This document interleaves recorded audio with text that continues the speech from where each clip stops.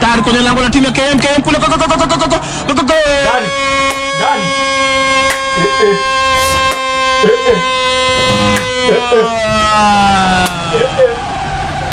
Dani. Ajibu mipigo kule hatari kwenye lango la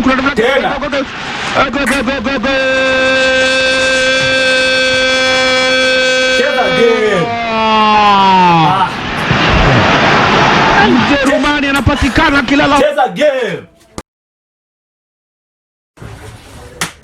Ni yetu. Pembezoni inaletwa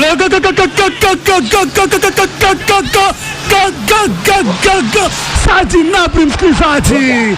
Saji Nabri, dakika 33 kwa mara nyingine baada ya ilikuwa ni yule Saji Nabri akaileta pembezoni, Alcantara akaidunga nane huku, akaja naye huku kijana Lewandowski, goalkeeper kaupangua. Right position. Pesa za leo zimeenda tu. Kubaliana na mimi kwamba hapa leo Mjerumani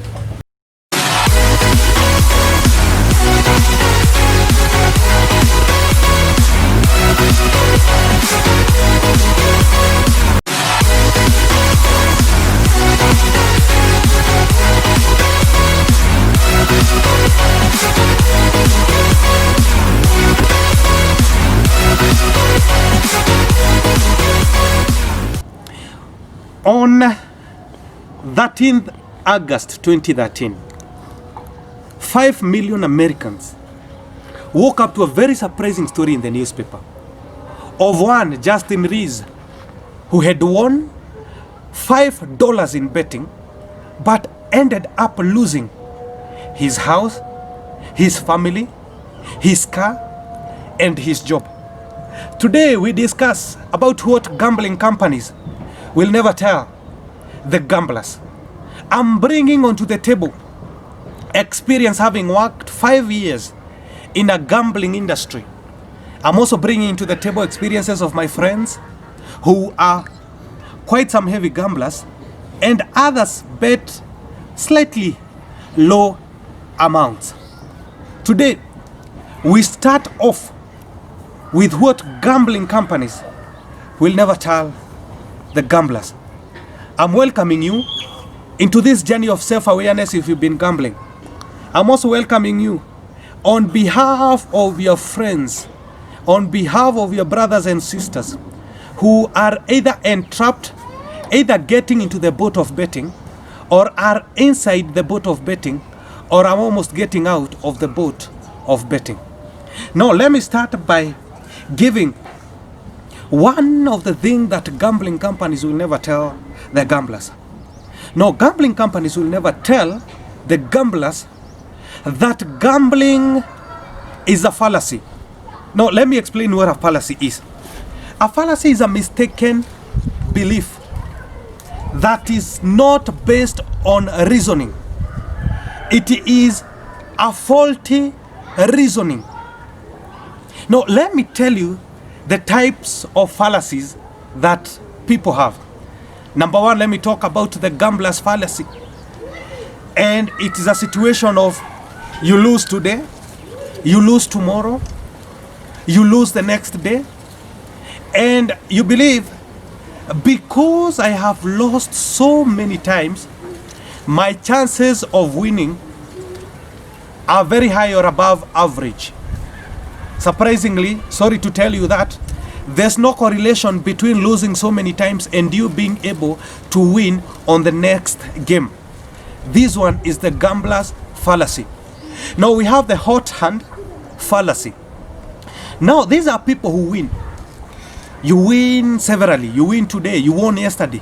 You are more likely to win tomorrow. And you believe, now because I'm winning several times, I'm mastering the game, and my chances of winning in the next game are high or above average. There's no correlation between you winning severally and you winning the next game. Now, another fallacy is what we call the near miss fallacy. Did you see how close I was to the betting to winning that game? Game 2 moja ilinitoa. You know, nilikuwa nimeweka kichwa ikaingia mkia. I don't know. I was so close. Manze game 2 moja hivi ndo ilinitoa. And you continue betting because you believe that your chances of winning the next game are higher and above average. There's no correlation between you able or slightly missing and you winning the next game. In simple terms, this one, gamblers will never tell you that betting is a fallacy.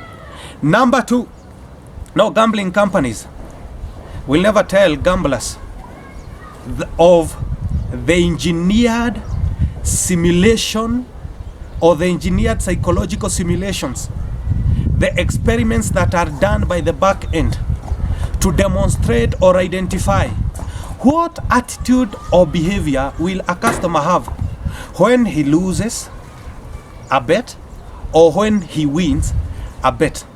Most likely these are processes which are done to ensure that even if you are winning, you are still in the process. Eventually, the gambling company will be the beneficiary.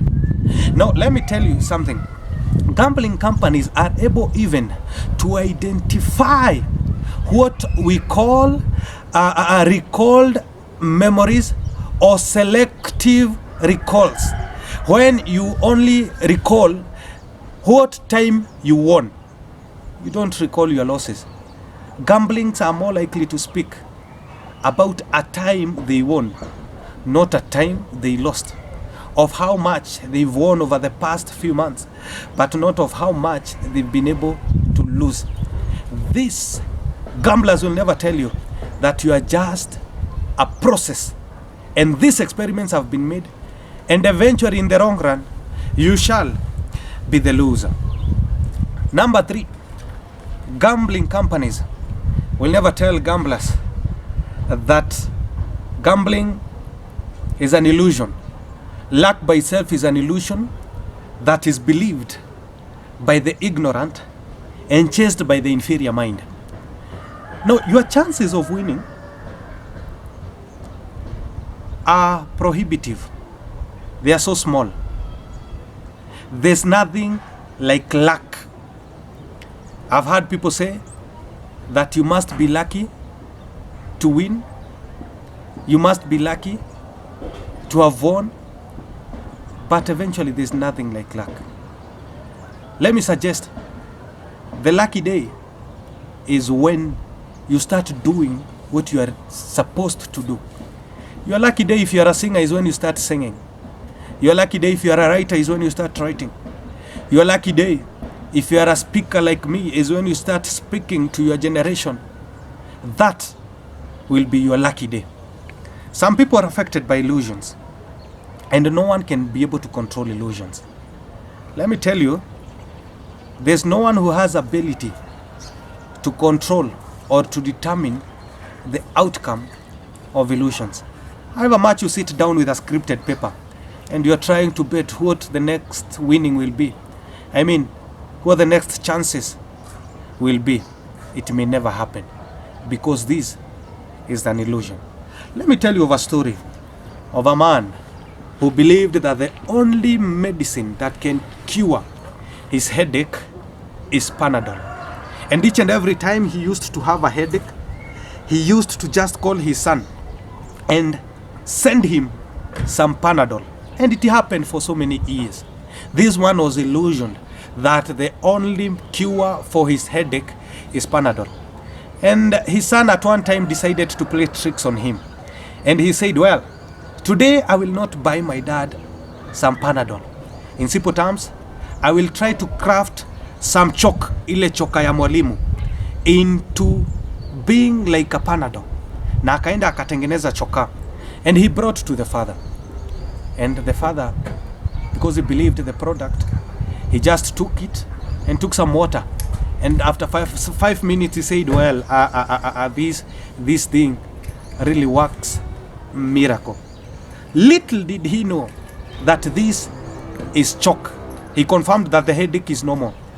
This is how gambling companies put you in a state of illusion.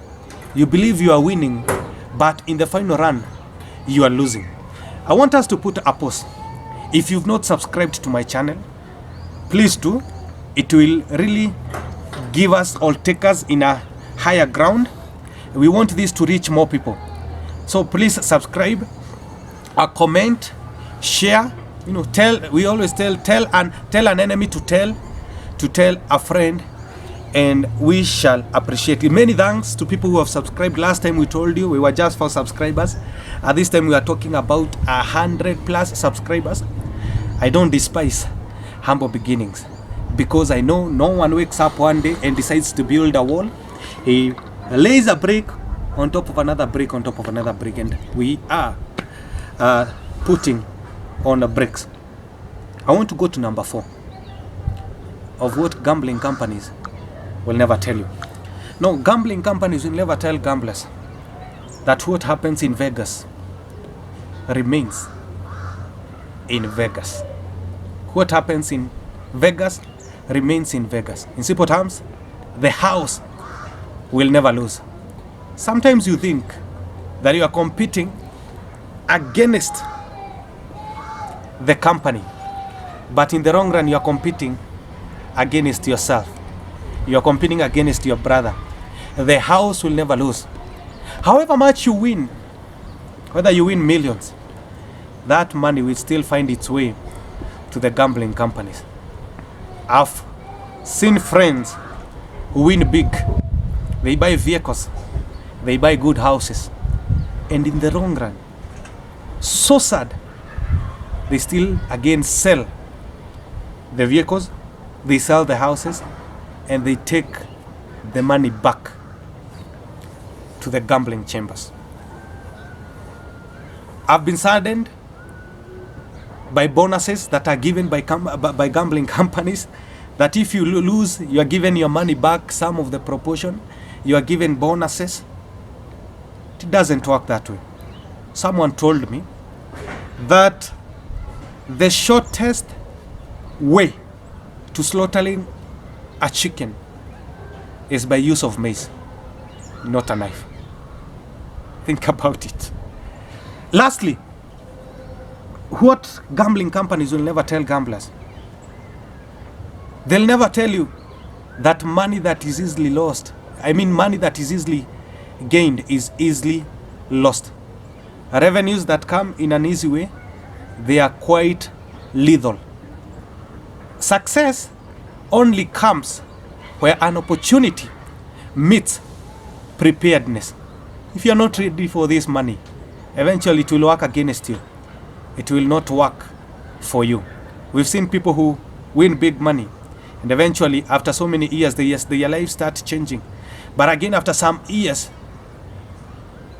they regret even why they took that step. If you are not wise, eventually it will be self-destructive. I want to suggest 3 ways through which gambling ends. Very sad. I'll explain. No, gambling ends either by decision or by choice, or it either ends tragically, by tragedy, or it either ends by bankruptcy. Let me explain and again give you a suggestion. Gambling, betting either ends by you deciding, by a decision. In the last video I told you that no matter how much we love you, no matter how much we care for you, we cannot make critical decision for you. In simple terms, if you want to leave betting, it's upon you to decide, to make a choice, to leave betting, because eventually it will not be good for you. Now, within decision, I'll tell you to 1, identify your triggers. What makes you gamble? Is it a lot of money that makes you gamble? Is it loneliness that makes you gamble? Is it a spirit of discovery that makes you gamble? Identify your trigger and work on your trigger. I still suggest within the decisions, ensure that you have friends who are reasonable. If you stay around friends who will always be talking about gambling, will always be talking about how much they won, about how much they the next game, how big the next game is, eventually you'll be part of them. If you hang around 5 billionaires, most likely the 6th billionaire will be you. If you hang around 3 gamblers, most likely the next heavy gambler will be you. I say, don't walk away from such friends. Run away. Number 2, gambling can either end, so sad, by tragedy. Depression will normally lead you to your death. We've found people who had so many things, they went into betting, depression came in, and eventually they felt they are not worthy, and they took away their life. Do you know, or are you aware, that if you continuously do what you don't like, you will eventually hate yourself? There are some people who are always chasing losses, that I lost yesterday and I want to recover. If you continue losing, eventually you will hate yourself. It is not good for betting to end in a tragic manner. Finally, betting can end by bankruptcy. Majority of us normally fall into that category. You find yourself, you are always on the pawn shop, loan on items, because you want to bet. You find yourself that you're always borrowing because you want to bet. You find yourself that you sell many things in the house in one spirit, you want to bet. You find yourself that many years down the line, you are still in debt, and you feel you flushed so many years down the toilet. I suggest that bankruptcy is not where you are intended to be. You are intended to enjoy the best of the land. That is it for today. I'm still begging. Why should it end by tragic or by bankruptcy? Because you don't want to lose, you don't want to let go of bad behavior. Why must it end by bankruptcy? Ni kwa nini each and every time anze uende gambling now lose, na each and every time una realize you are not making enough, more than you are losing, more than you are losing? What are you waiting for? Make a decision today. Must it end by you taking your life, by you being depressed? I think it's not wise. Hapana, hata nimeenda